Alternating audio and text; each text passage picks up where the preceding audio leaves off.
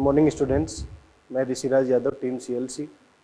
आज हम lecture number 39 record कर रहे हैं और इसमें हम प्रीवियस जितने भी टॉपिक जो कवर कर चुके हैं उनसे रिलेटेड क्वेश्चन प्रैक्टिस करेंगे। हमने अभी तक जो टॉपिक कवर किए हैं उनमें कार्डियक साइकिल है, डिफरेंट डिसऑर्डर्स हैं, सर्कुलेटरी सिस्टम रिलेटेड, ECG है, ह्यूमन कार्डियक एक्टिविटी है, इसके अलावा ह्यूमन हार्ट है, इसके अलावा डिफरेंट साउंड्स हैं, इसके अलावा ब्लड एंड ब्लड क्लॉटिंग है। ये सभी टॉपिक्स जो हमने डिस्कस किए उससे रिलेटेड कुछ क्वेश्चन प्रैक्टिस आज करेंगे, जिससे हमें आइडिया मिल जाए कि हाँ किस तरीके के क्वेश्चन एग्जाम में पूछे जाते हैं। क्लियर है मेरी बात? ठीक है, तो let's start.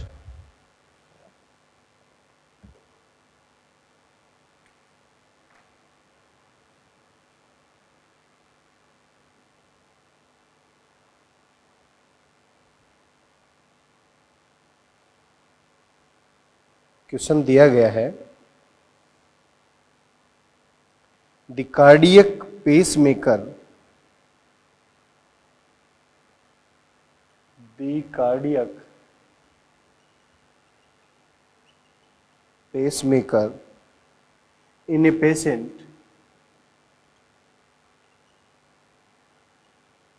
a patient fail to function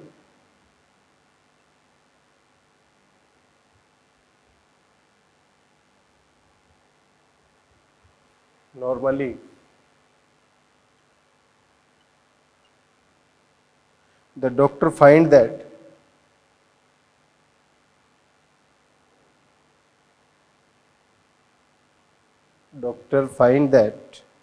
an artificial pacemaker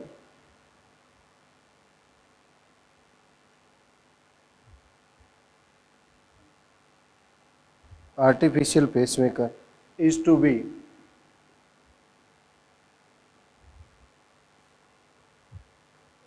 grafted in him.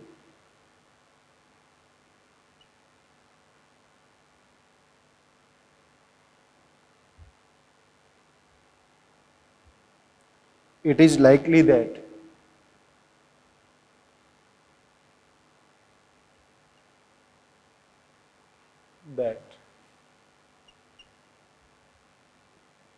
it will be grafted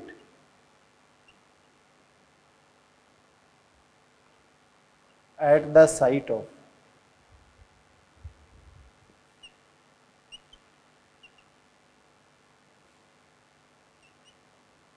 option दे रखे हैं, AV बंडल,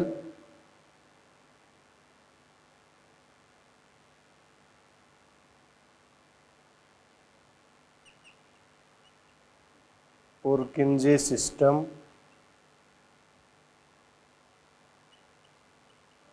ऐसे नोड,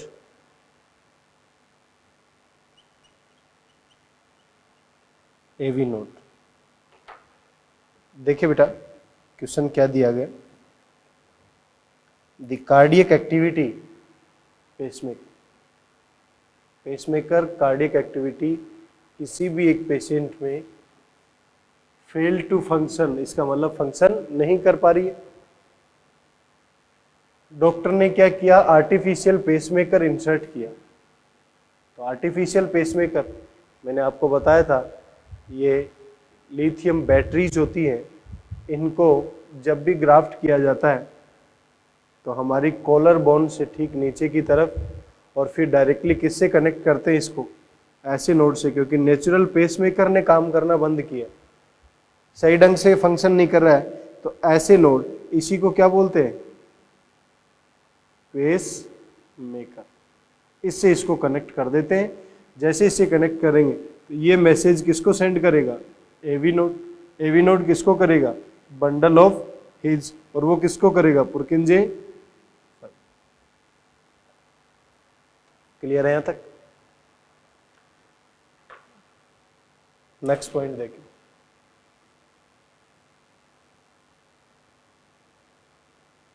इस तरीके का क्वेश्चन बेटा एग्जाम में पूछा जा चुका है।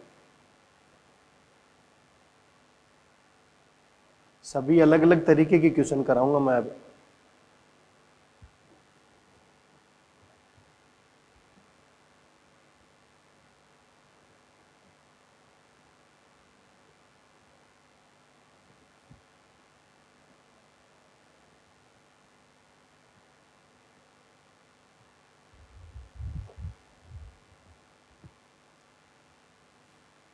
नेक्स्ट क्वेश्चन देखने से पहले एक छोटा सा पॉइंट मैं डिस्कस कर लेता हूं। आपसे हार्ट बीट के बारे में पूछा जाए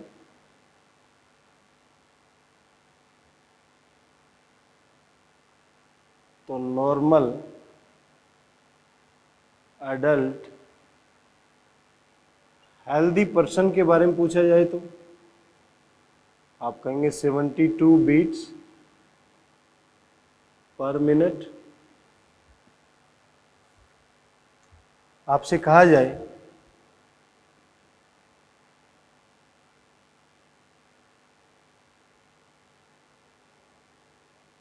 स्मॉल चाइल्ड के बारे में पूछा जाए तो 100 beats per minute. New born baby के बारे में पूछा जाए तो near about 120 beats per minute. और फीटस के बारे में पूछा जाए तो 140 बीट्स पर मिनट।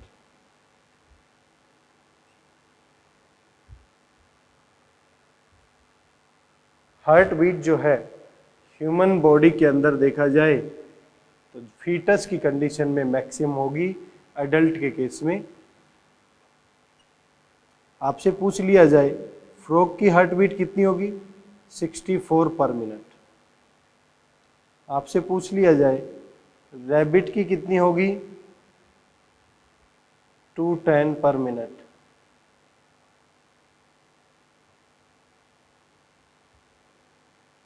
एलिफेंट की 28 पर मिनट।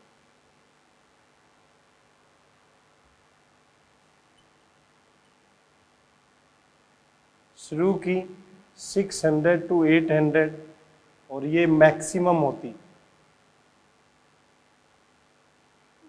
ब्लू व्हेल की 25 पर मिनट, ये मिनिमम होती।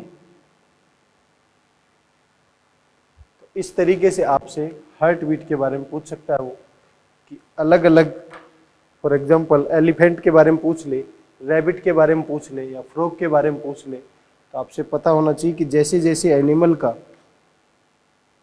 साइज छोटा होता जाता है हार्ट बीट जनरली क्या होती है ज़्यादा, जैसे जैसे साइज बड़ा होता है हार्ट बीट वैसे वैसे क्या होती है कम। क्लियर है बेटा यहाँ तक? नेक्स्ट क्वेश्चन देखें।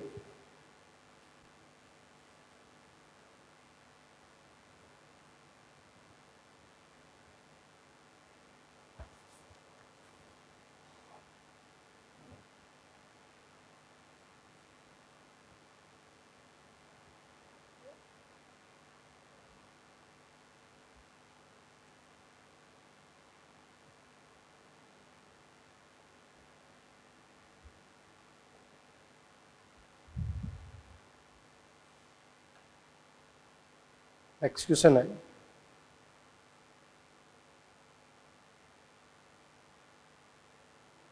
Bundle of his is a network of. Bundle of his is a network of. Option क्या दिए गए हैं वो देखिए। Muscle fiber, muscle fibre,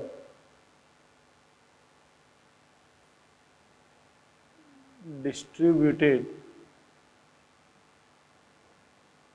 throughout the heart wall,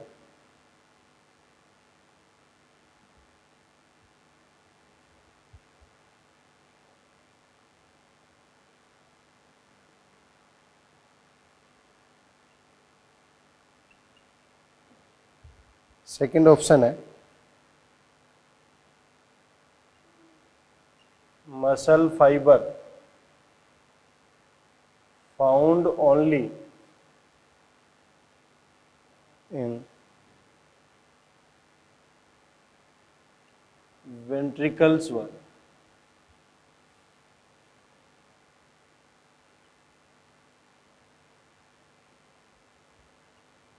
nerve fiber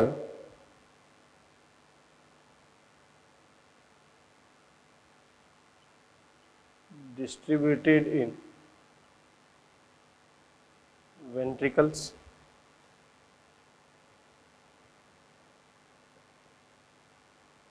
nerve fiber distributed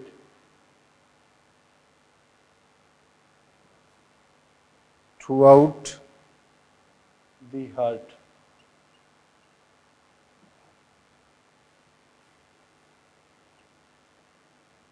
next question,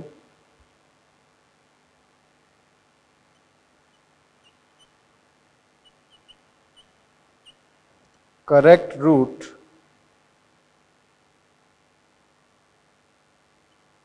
of the impulses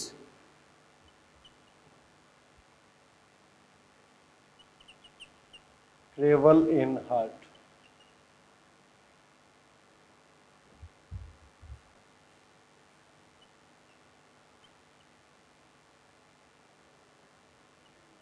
ऐसे node Purkinje fibre bundle of his AV node heart muscle।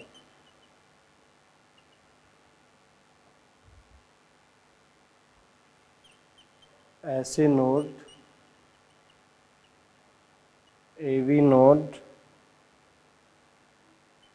bundle of his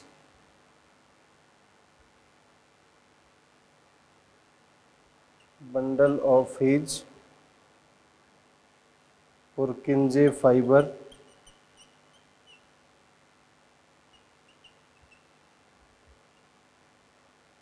heart muscle.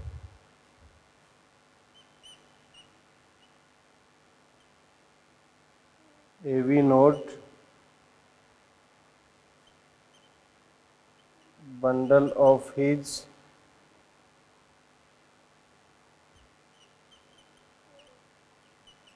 ऐसे node Purkinje fibre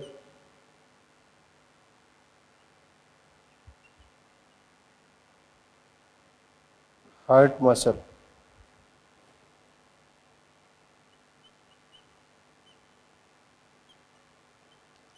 AV node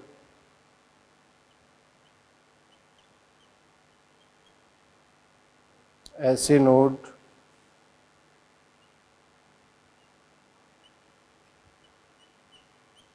पुरकिंजे fibre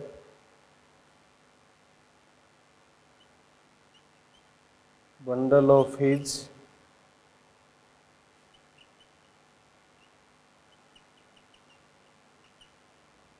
heart muscle. देखिए बेटा इस question को समझिए। Bundle of his is a network. मैंने आपको बताया था बंडल ऑफ हिज जो होता है वो एक मस्कुलर फाइबर्स होते हैं और जो वेंट्रिकल में ही प्रेजेंट होते हैं, ओरिकल में नहीं। तो करेक्ट आंसर क्या होगा? सेकंड।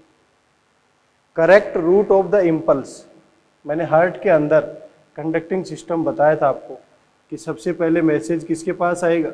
ऐसे नोड से एवी नोड के पास, फिर बंडल ऑफ हिज के पास, फिर पुरकिंजे फाइबर के पास, और यहाँ से हार्ट के वाल के अंदर मसल के पास में मैसेज चला जाए। तो SA node, AV node, bundle of his, Purkinje fibre, heart muscle. Correct answer क्या है? क्लियर है यहाँ तक? नेक्स्ट पॉइंट देखिए।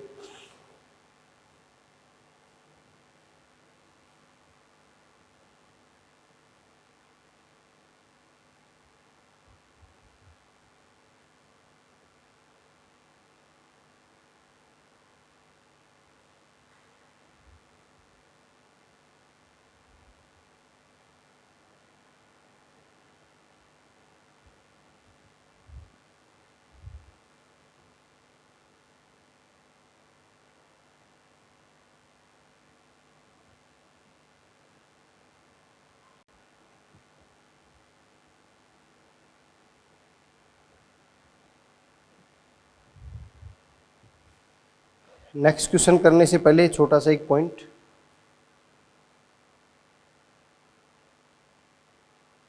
Distribution of blood in body.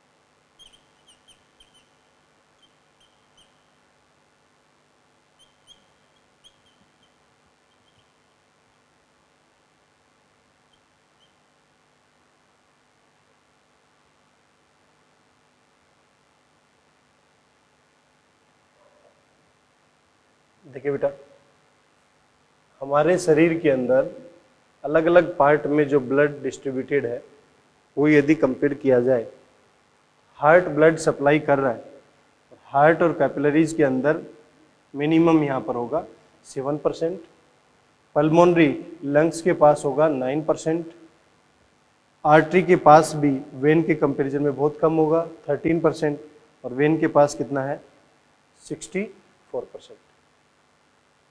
ये पॉइंट इसलिए डिस्कस किया क्योंकि नेक्स्ट क्वेश्चन इसी से रिलेटेड है।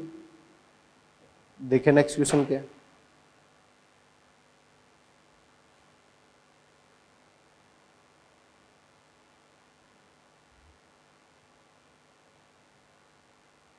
Fastest distribution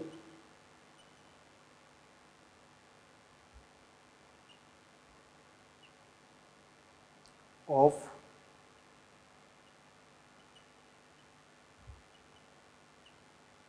injectable material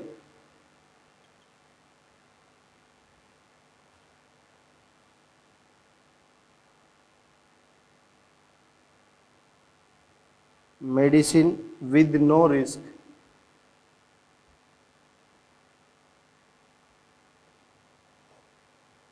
of any kind be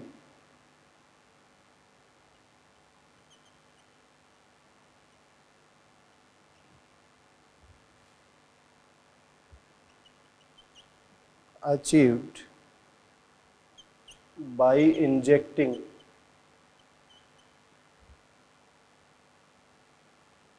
it into the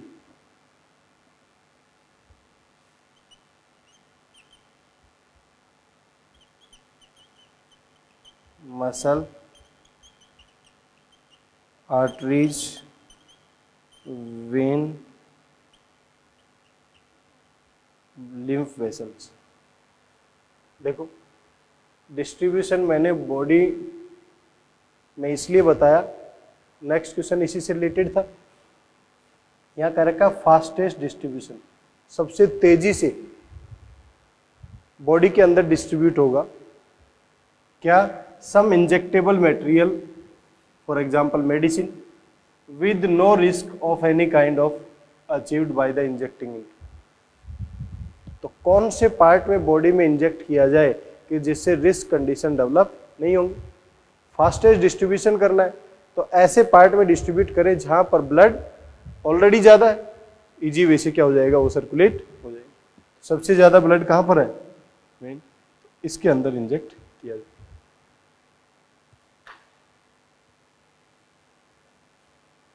clear.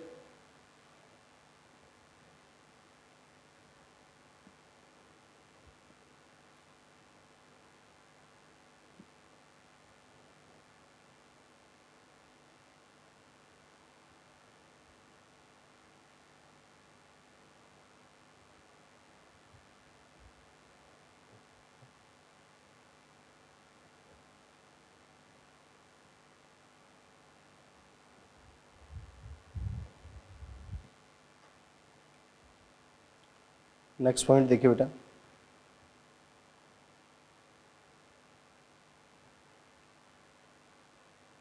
Blood flow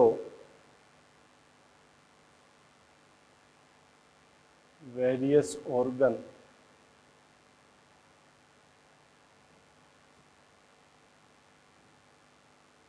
at rest.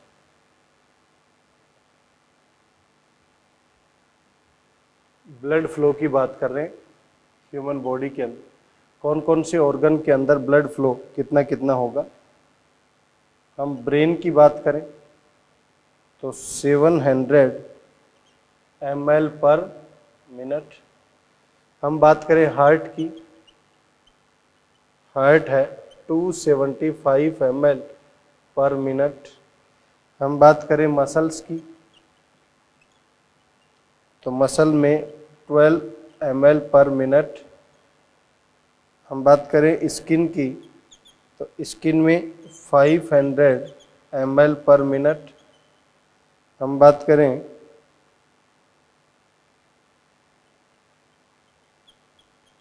Abdominal part की 1400 ml पर मिनट। हम बात करें अदर ऑर्गन की तो उसमें नियर अबाउट 600 ml पर मिनट। और यदि हम बात करें किडनी की तो 100 to 1200 ml पर मिनट। यदि ब्रेन परसेंटेज में देखा जाए तो ये 14% होगा टोटल ब्लड का, ये 6% होगा, ये 20% होगा, ये भी 20% होगा, ये 10% होगा, ये 20 से 25% होगा, ये 8% होगा। देखिए बेटा, ब्लड का फ्लो देख रहे हैं हम। यदि पूरी बॉडी में देखा जाए तो देखो लगभग 1 लीटर और 1 लीटर 2 लीटर हो गया, 3 लीटर हो गया, 4 लीटर हो गया, 5 लीटर हो गया। ह्यूमन बॉडी के अंदर टोटल देखा जाए तो 5 से लेकर 5.5 लीटर टोटल ब्लड है। अब 5 से 5.5 जो ब्लड है, इस ब्लड में से मैंने आपको ये कहा कि किडनी के अंदर इतना ब्लड जा रहा है। कितना जा रहा है? 1100 to 1200। तो हम ये कह सकते हैं एक मिनट में जो हार्ट है वो सप्लाई किया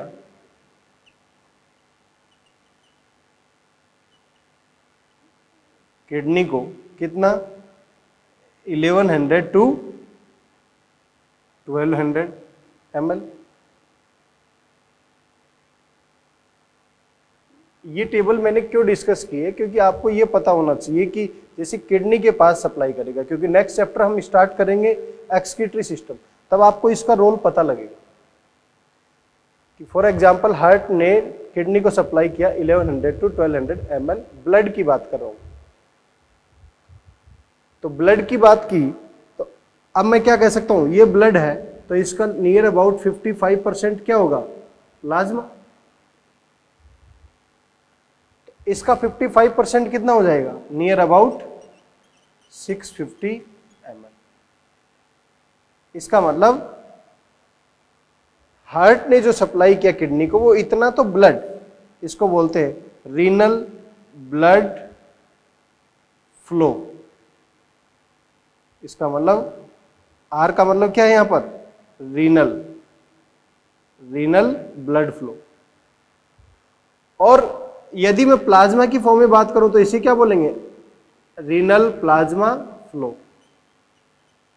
रीनल प्लाज्मा फ्लो। हमारे पास में हार्ट ने जो सप्लाई किया वो इतना किडनी को सप्लाई किया ब्लड। अब उस ब्लड का पार्ट कितना है? प्लाज्मा इतना है। अब कितना फिल्टर्ड होगा? फिल्ट्रेट जो आएगा वो कितना आएगा? 125 ml पर मिनट।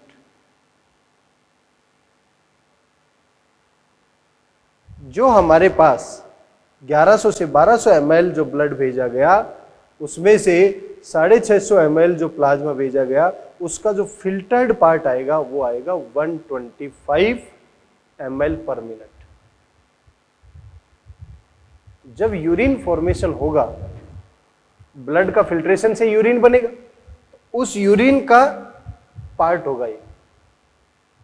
अब 125% में कितना यूरिन में जाएगा और कितना पार्ट वापस एब्जॉर्ब हो जाएगा, ये हम नेक्स्ट चैप्टर में बातें करेंगे। क्लियर है? इसलिए मैंने बातें की कि अदर पार्ट में यदि पूछ लिया जाए तो आपको पता होना चाहिए कि फॉर एग्जांपल किडनी में कितना ब्लड गया है या ब्रेन के अंदर कितना गया है। Clear?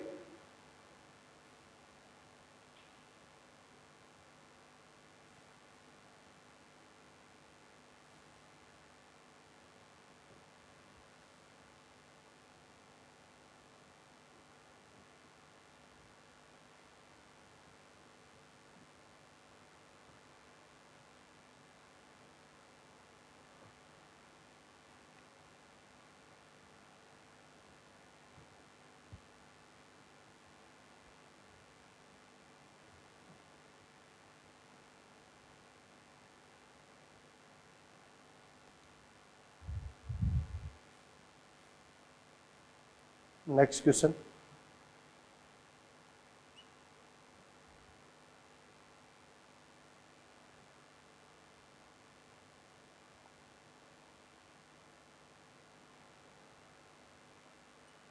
The pace setter in the heart is called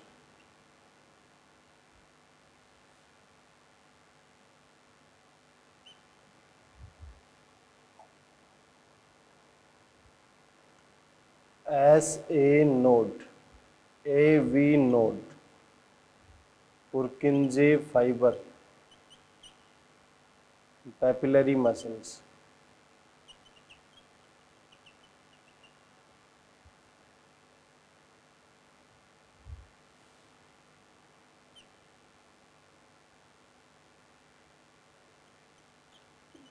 Which of the following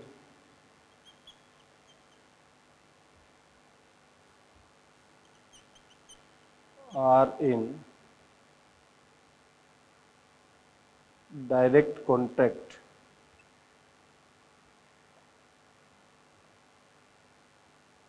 with the AV valve and prevent these from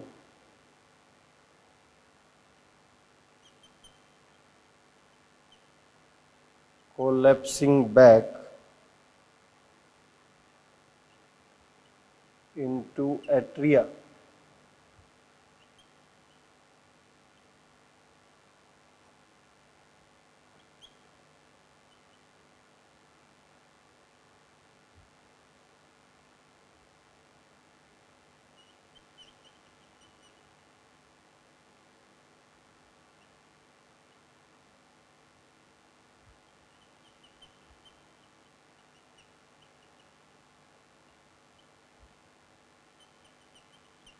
chorda टेंडिन।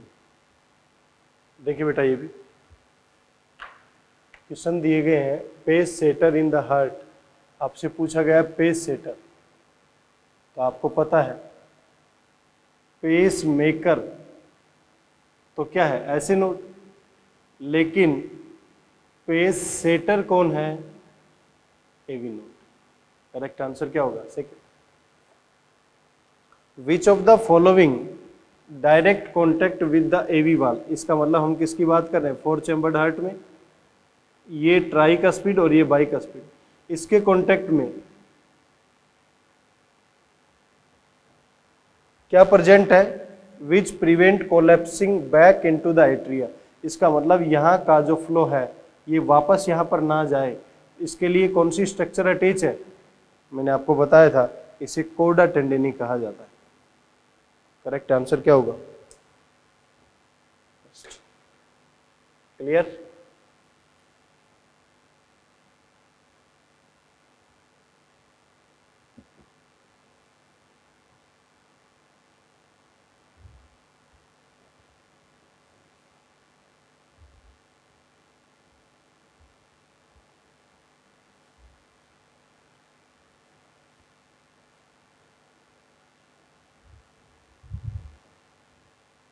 Next point,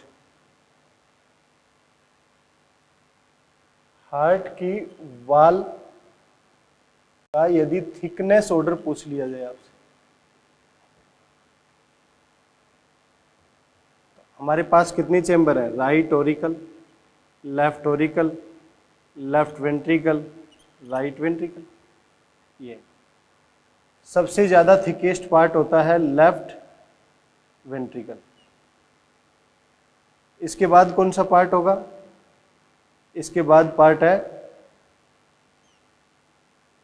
right ventricle.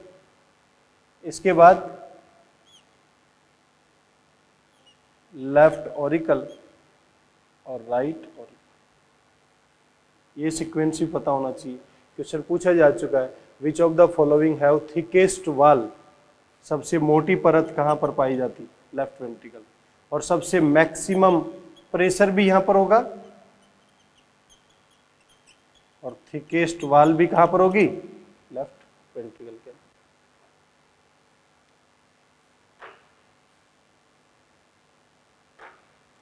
Next question देखिए,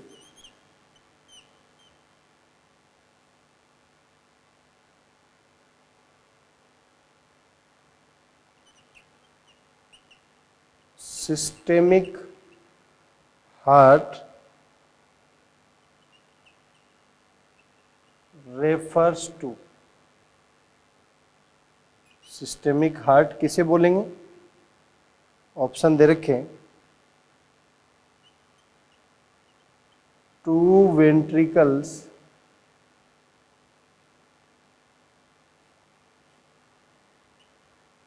टुगेदर इन ह्यूमन। यदि दोनों ventricle को एक साथ जोड़ दिया जाए तो उसे बोलेंगे? नहीं। Entire heart in lower vertebrate, आपको पता है लोअर वर्टिब्रेट में तो इसको वेनस हार्ट कहा जाता है, सिस्टेमिक नहीं कहेंगे, ये भी गलत हो गया। Left auricle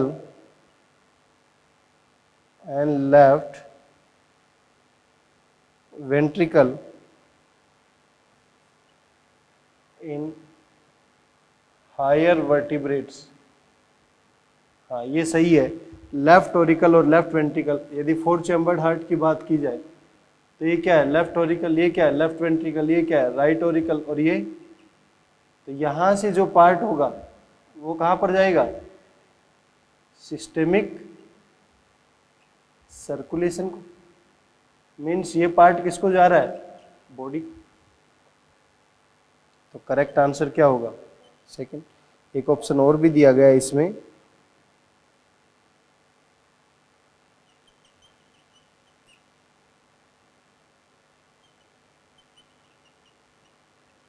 heart contraction.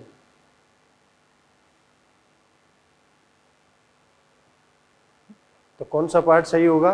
Left auricle and left ventricle in higher vertebrates.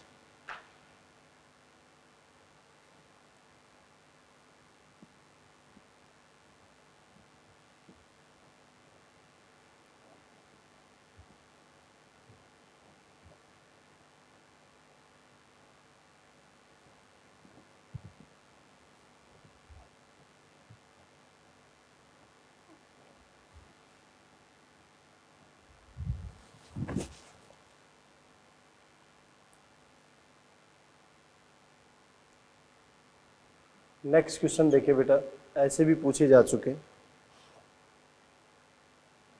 Lymph से related. Lymph collected from left side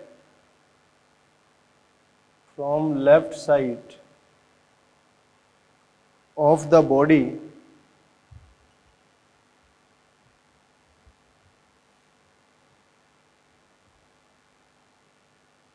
collected through thoracic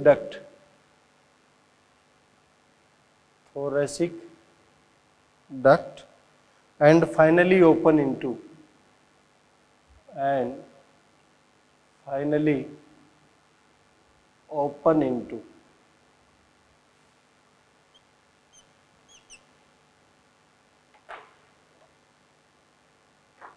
क्या क्या ऑप्शन दे रखे हैं? Right subclavian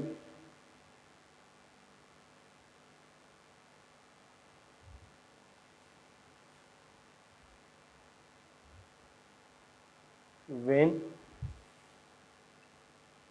left subclavian vein, right subclavian artery, left क्लेवियन artery. याद करो, lymph collected from left side, ये हमारे पास आर्टरी, ये हमारे पास वेन, और ये क्या है? कैपिलरी।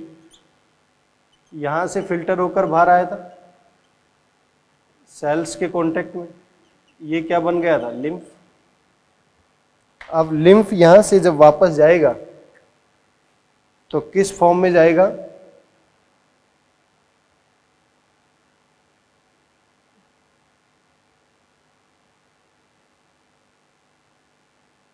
लिम्फ वेसल की फॉर्म में जाएगा, और ये लिम्फ वेसल की फॉर्म में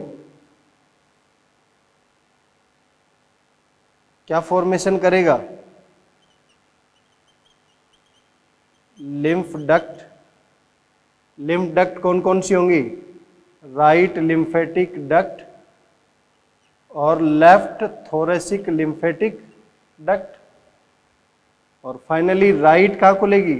राइट सबक्लेवियन वेन में, और लेफ्ट कहाँ खुलेगी? लेफ्ट सबक्लेवियन वेन में।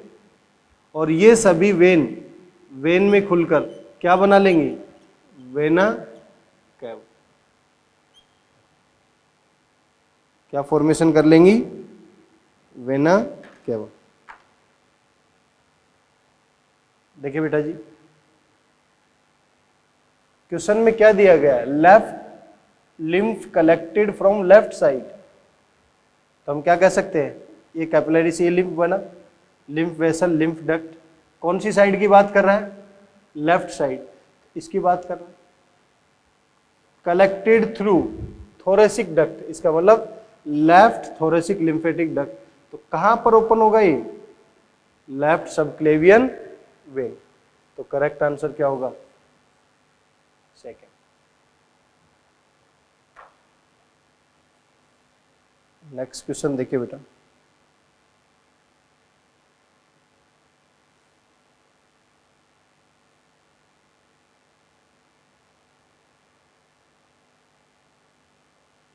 ब्लू बेबी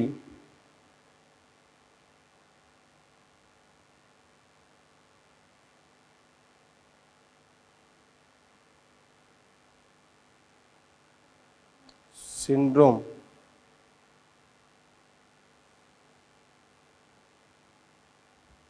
results from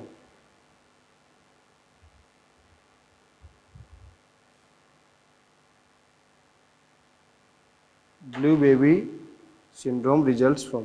देखिए बेटा क्या,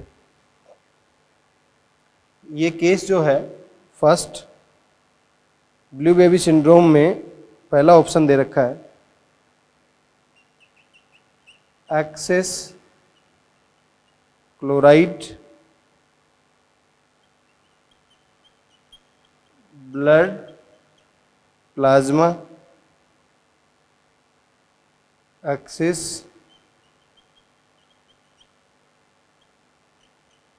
dissolved ऑक्सीजन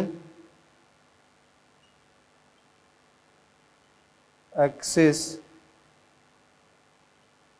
मैथ हीमोग्लोबिन।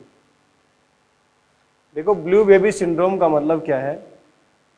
यहां पर जब भी बॉडी के अंदर ऐसी कंडीशन बनेगी, हीमोग्लोबिन जितना भी है सर्कुलेशन में, यदि इससे O3 बाइंड करने लग जाए तो ये क्या बना लेता है, मैथ हीमोग्लोबिन, और ये इससे बाइंड करेगा, मैथ हीमोग्लोबिन फॉर्मेशन करेगा, उसका रिजल्ट ही क्या होता है, ब्लू बेबी सिंड्रोम। क्लोराइड के एक्सेस से नहीं होगा, ब्लड प्लाज्मा से नहीं होगा, डिजोल्व ऑक्सीजन से नहीं होगा, किससे होगा, एक्सेस मैथ हीमोग्लोबिन से ब्लू बेबी सिंड्रोम।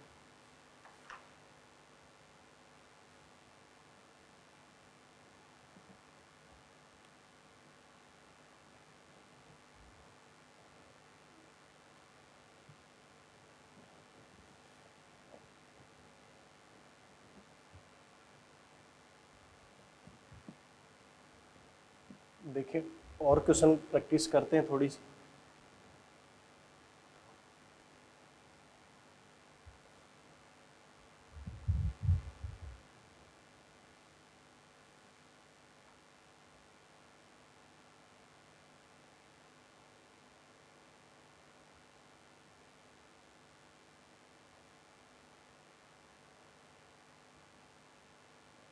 क्वेश्चन दिया गया है,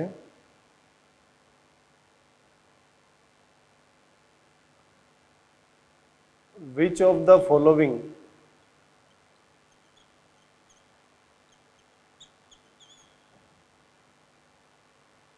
mammalian cells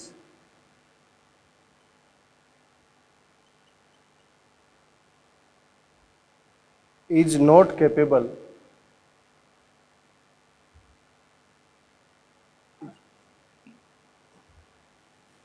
of metabolizing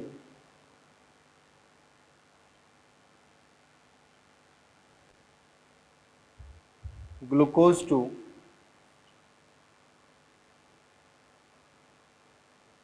carbon dioxide aerobically. बहुत अच्छा क्वेश्चन पूछा गया। नेक्स्ट क्वेश्चन भी, a drop of each of the following is placed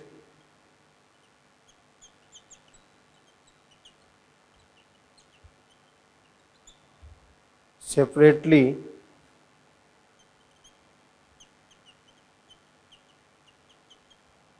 for slide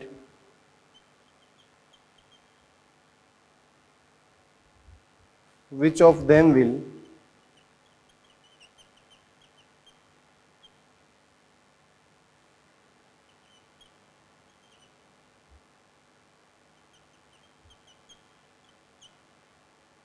coagulate।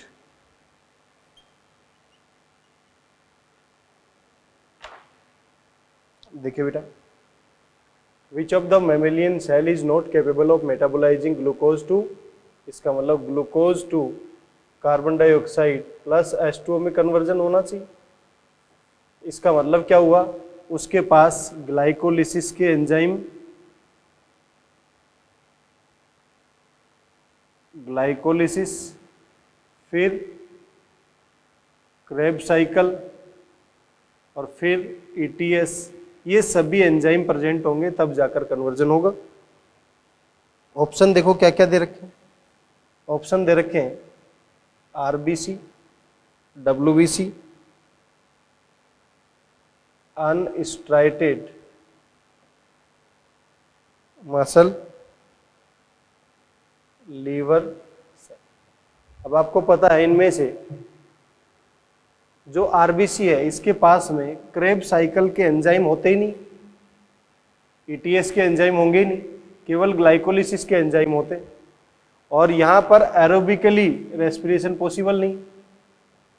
Correct answer क्या होगा। अब देखो इस क्वेश्चन को अलग अलग फॉर्म में पूछा जा सकता है।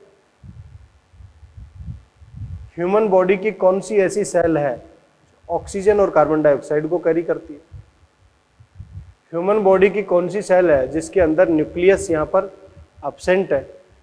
ह्यूमन बॉडी की कौन सी सेल है जो एरोबिकली ग्लूकोज को कार्बन डाइऑक्साइड में कन्वर्ट नहीं कर सकती है। नेक्स्ट देखिए, a drop of each of the following place separately in 4 slide, 4 अलग अलग स्लाइड पे रखी गई। Which of the following not coagulate, इसका मतलब कि इसकी क्लोटिंग नहीं होगी। दे रखा है ब्लड, दूसरे में दे रखा है प्लाज्मा, तीसरे में दे रखा है सीरम, चौथे में दे रखा है lymph.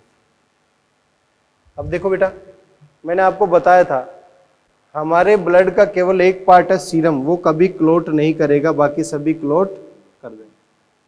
Correct answer is 3। Next देखिए, 2 क्वेश्चन और देखते हैं कि और भी कैसे क्वेश्चन पूछे जा सकते।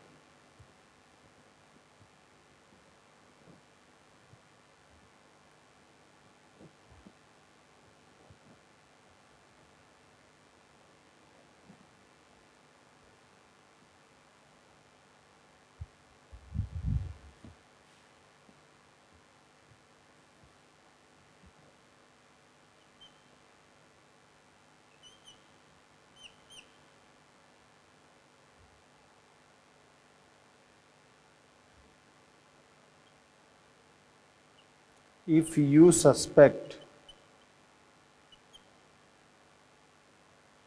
major deficiency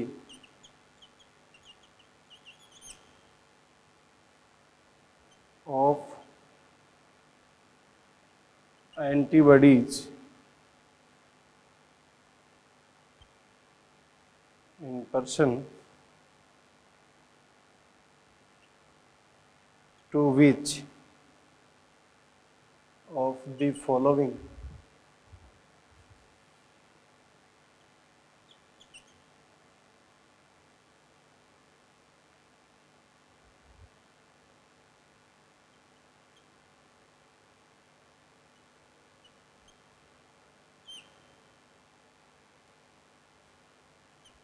for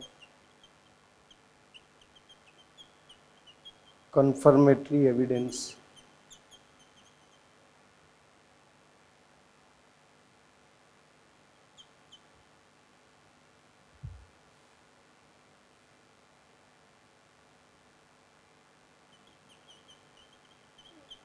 hemocytes, serum albumin, serum globulin,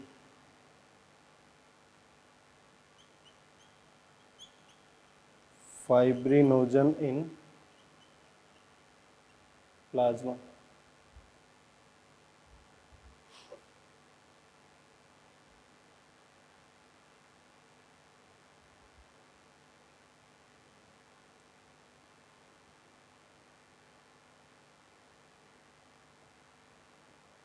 Which of the following substances, if introduced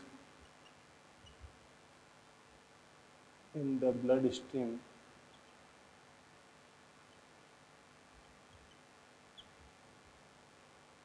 would cause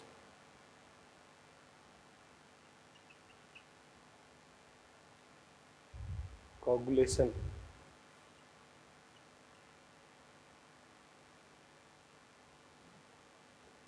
At the site of its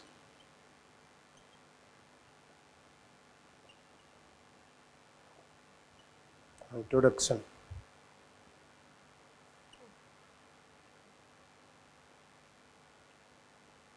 Thromboplastin,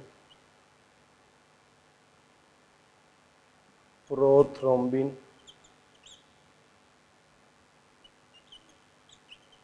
heparin,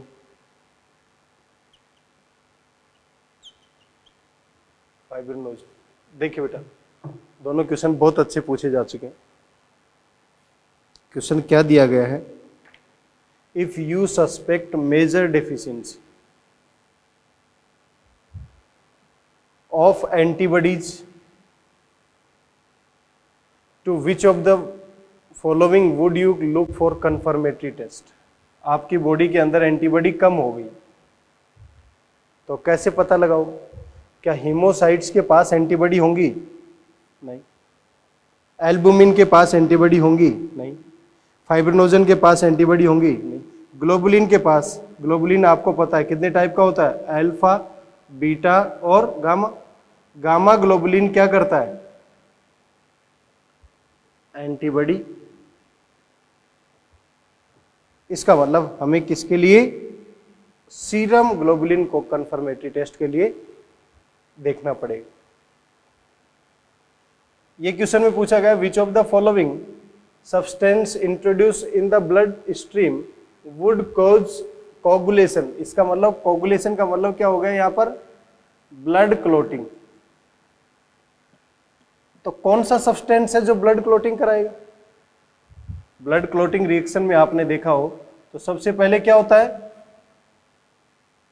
thrombokinase का फॉर्मेशन होता है।